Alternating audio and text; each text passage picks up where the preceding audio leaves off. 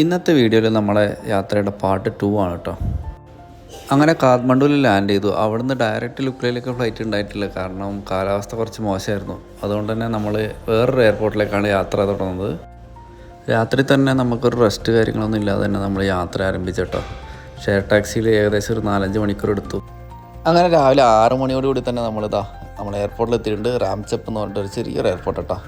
അവിടുന്ന് നമുക്ക് നേരെ ലുക്ലയിലേക്ക് ഫ്ലൈറ്റ് ഉണ്ട്. അപ്പോൾ നമ്മൾ ബോർഡിങ്ങും പരിപാടിയൊക്കെ പെട്ടെന്ന് തീർത്ത് നല്ല ഫ്ലൈറ്റും കാര്യങ്ങളൊക്കെ നമുക്ക് അടുത്തുനിന്ന് കാണാൻ പറ്റും കേട്ടോ.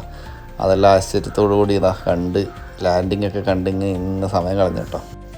പിന്നെ ഭാഗ്യം എന്ന് പറഞ്ഞ സാധനം അടുത്തേക്ക് കൂടെ പോകാത്തതുകൊണ്ട് ആ ഫ്ലൈറ്റ് ക്യാൻസലായി. നമ്മൾ പിന്നീട് കിടന്നുറങ്ങി കേട്ടോ, വേറെ രക്ഷയൊന്നുമില്ല.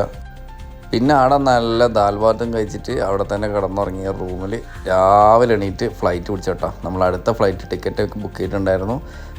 അങ്ങനെ രാവിലെ തന്നെ നമ്മൾ ഫ്ലൈറ്റ് പിടിച്ച് നേരെ പോകുന്ന ലുക്ലയിലേക്ക് കേട്ടോ. ലുക്ല എന്ന് പറഞ്ഞാൽ വേൾഡിൽ തന്നെ ഏറ്റവും ഡേഞ്ചറസ് ആയിട്ടുള്ള എയർപോർട്ടാണ്. അങ്ങോട്ടുള്ള യാത്ര എന്ന് പറയുന്നത് എല്ലാവർക്കും ഭയങ്കരമായിട്ട് എക്സൈറ്റിംഗ് ആയിരുന്നു കേട്ടോ.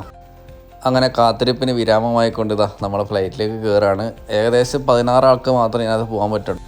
ശരിക്കും ഒരു കുഞ്ഞൻ KSRTC ബസ്സിൽ പോകുന്നൊരു ഫീലാണ് നമുക്ക് കിട്ടട്ടോ. പക്ഷേ കാഴ്ചകളൊക്കെ അടിപൊളിയായിരുന്നു. ഇങ്ങനെ മലനിരകളൊക്കെ കണ്ട് നമുക്ക് യാത്ര ചെയ്യാൻ പറ്റും കേട്ടോ.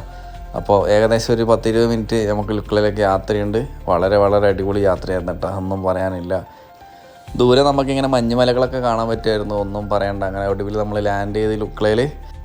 അപ്പോൾ ടെൻസിങ് ഇല്ലാരി എയർപോർട്ടിൻ്റെ കാഴ്ചകളും ബാക്കി യാത്രാവിശേഷങ്ങളായിട്ട് അടുത്ത വീഡിയോയിൽ കാണാം. ബൈ.